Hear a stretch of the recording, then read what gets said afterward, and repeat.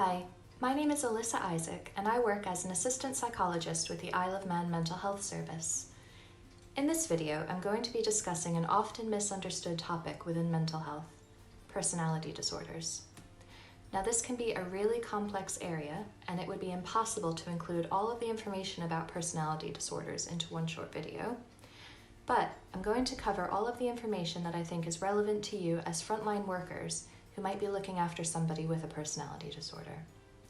Going to discuss what is personality and what do we mean by personality disorder, how do personality disorders develop, and how can you as frontline staff support somebody who might be exhibiting the challenging behaviors associated with this condition.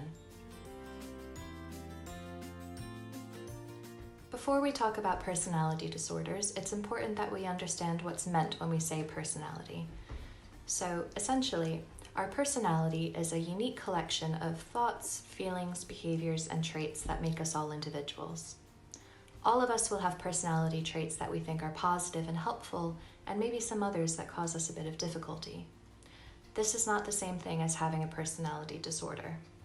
People with personality disorders are an often misunderstood group. Because they have difficulties relating to other people and can often behave in ways that are distressing or challenging, this can sometimes make it very difficult for healthcare providers to support them. It's natural to become frustrated or confused when supporting somebody with a personality disorder, but it's really important to remember that their personalities have developed this way for a reason, and this requires a little understanding of something that we call the biosocial theory.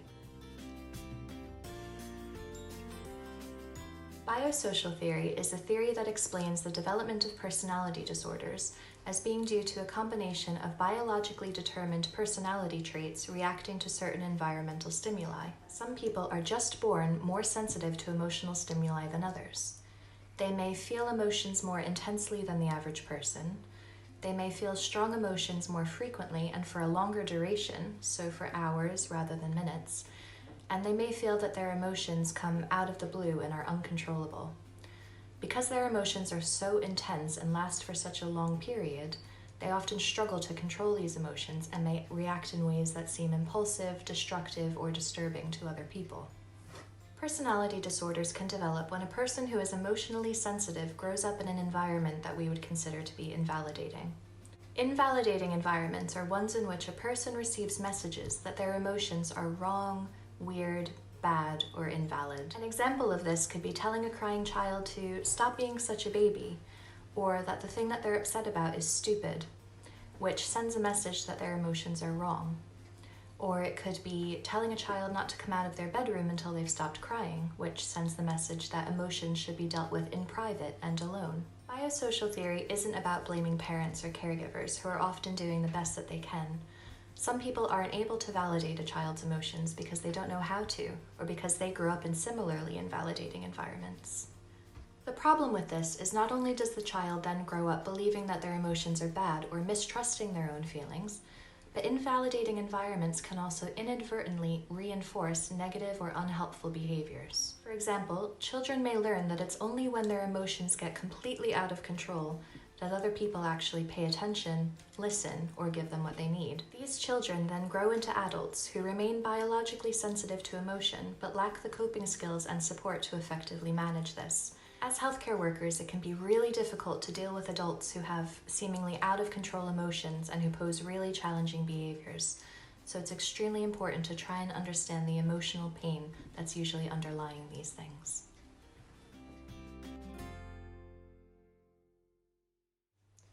People with personality disorders will often think, feel, behave, and relate to others in ways that deviate from what society would normally expect.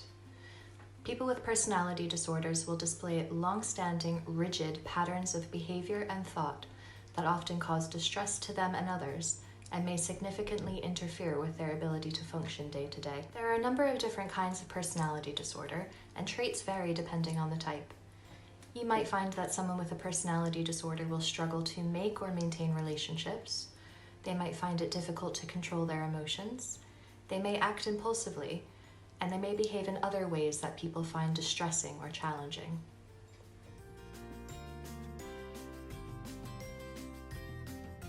People with personality disorders will often require specialist input from mental health services, but there are still things that you can do as a frontline healthcare worker. The most important of these, I would say, is just to validate. Remember that these people likely grew up in invalidating environments where they felt ignored, didn't feel heard or listened to. It's really important to try and understand where they're coming from and to try and look past the challenging behaviors. Try to acknowledge that their thoughts, their feelings, and even their behaviors all have a cause.